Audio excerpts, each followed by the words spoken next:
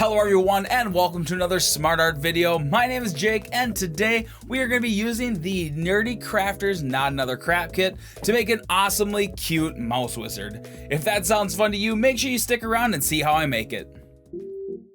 Okay, so to start off, what I am doing is I'm laying down the clay adhesive to the entire head, and I put a whole sheet of clay over the headpiece.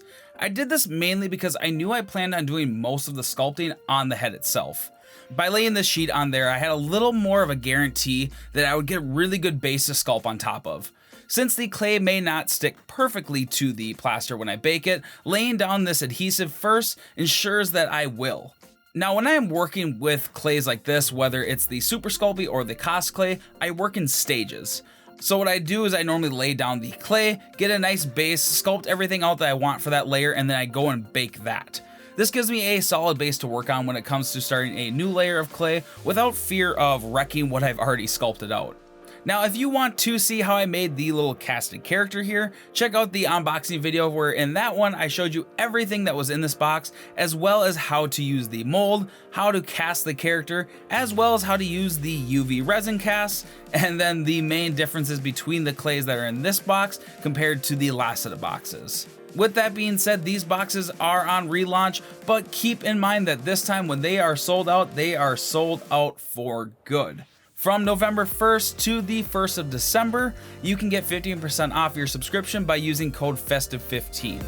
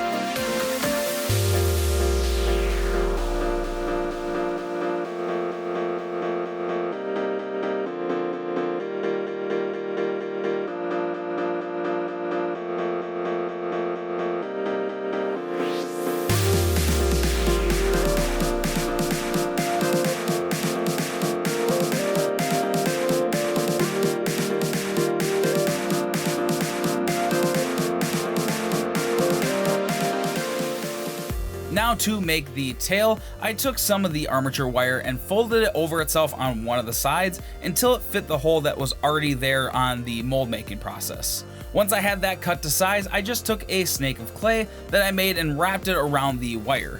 And then I just had to kind of bend it to the shape that I wanted to, smooth it out a little bit, and then add some detailed texture lines using the fine tip detailing tool. And this next step shows why I do so many different baking cycles when I'm making stuff like this. Since the head and hands are already baked, I can start laying down these sheets of clay over those sections without affecting that. Now, the way I am making these sheets of clay is I'm actually using a pasta making machine, but you can get sheets of clay by either rolling it out by hand or using a rolling pin. I just use my pasta making machine because, well, I have one and it's just a little faster, but it's not necessary. I also always love making wizard characters because I always love making these little draping clothing pieces. They are super easy to make and it just looks so convincing for the clothing of your sculpture. Basically, you just need to make some sheets of clay, cut them to the size that you want, and then lay them onto the character, and it basically just drapes itself over the stuff you've already made.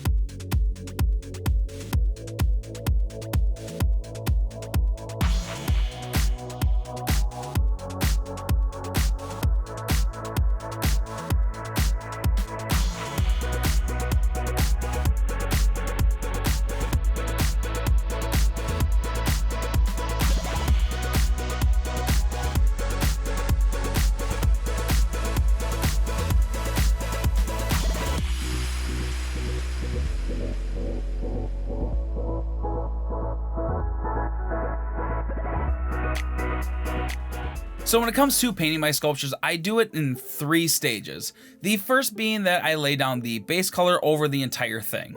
With this piece, that mainly consists of browns, blues, and pinks, with a little bit of black thrown in there for the nose.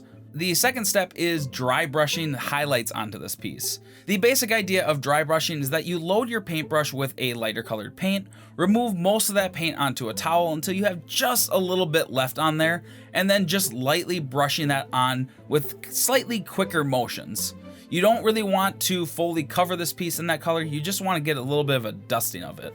And then the third and final step of this process is washing the piece. Not like dishwashing the piece, like paint washes. I do this by normally mixing a really dark mix of browns and blacks, and then going over the entire thing with that wash, and then going in and dabbing off the extras with a towel. Doing these 3 steps really gives a nice sense of depth to your character, and can make a piece that looks a little flat at first really come to life. I will say this is actually probably one of my favorite sculptures I have ever made, just with the size and proportions of the character to obviously the subject of a mouse wizard. I can't not love this thing. He really just looks so cute, yet I also probably wouldn't want to make him mad just because I am fearful of what powers he might have. But I am getting pretty close to being done, so I'm going to be quiet and let you all enjoy this, and I will see you all at the end with the final results.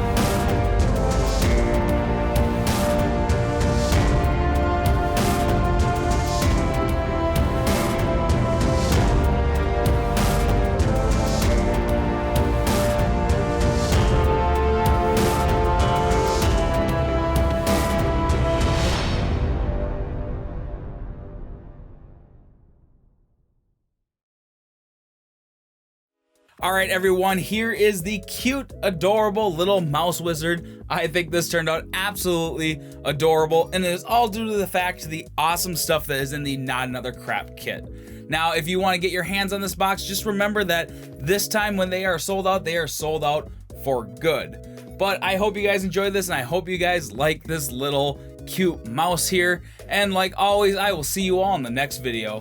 Bye!